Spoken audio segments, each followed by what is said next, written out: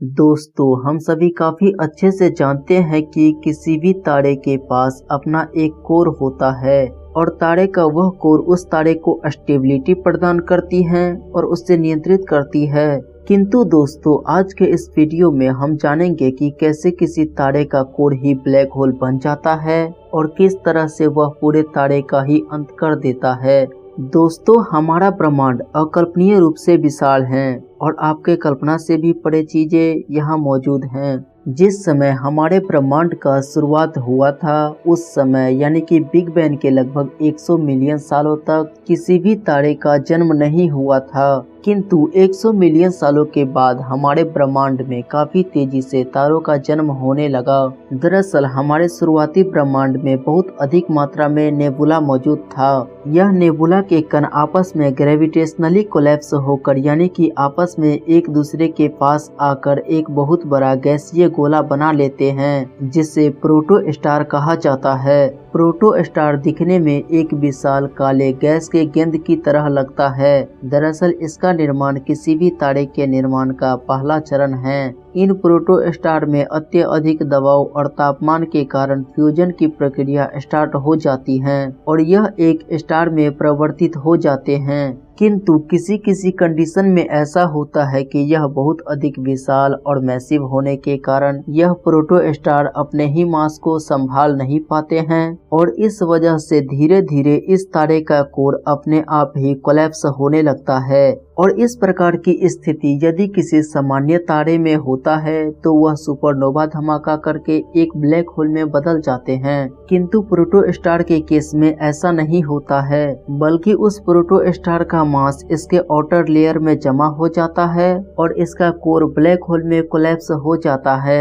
यानी कि अब यह प्रोटो स्टार एक ब्लैक होल स्टार बन जाता है और उस तारे के अंदर ही एक ब्लैक होल बन जाता है और इस प्रोटो स्टार के अंदर मौजूद ब्लैक होल धीरे धीरे इस तारे को खाने लग जाता है। ब्लैक होल के द्वारा इस तारे को खाने की प्रक्रिया कई लाखों सालों तक चलती रहती है और यह तब तक खत्म नहीं होता है जब तक कि वह ब्लैक होल पूरे तारे को खाकर खत्म नहीं कर देता है। और पूरे तारे को खाकर अंत में जो ब्लैक होल बचता है उस ब्लैक होल का मास लगभग 10,000 सोलर मास के बराबर होता है। जिस समय यह ब्लैक होल अपने प्रोटो स्टार को खा रहा होता है उस समय उसे क्वासी स्टार कहा जाता है।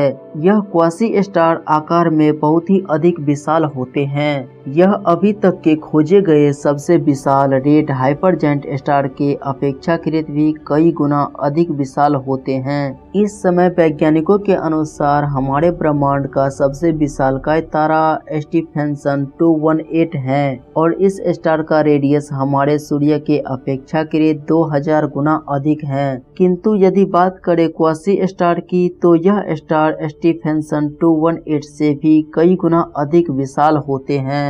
यह लगभग 10 अरब किलोमीटर के जितना चौड़ा होता है और यह हमारे सूर्य के डायमीटर के अपेक्षाकृत 7100 गुना ज्यादा विशाल होते हैं। यह स्टार इतना विशाल होते हैं कि इसे इस ब्रह्मांड का सबसे तेज हाइपर वेलोसिटी स्टार जिसकी रफ्तार 1750 किलोमीटर पर सेकेंड होती है, यह स्पीड लाइट का 0.6% है और इस स्पीड से भी यदि यह स्टार क्वासी स्टार को पार करेगा तो उन्हें इसे पार करने में 66 दिनों का समय लगेगा।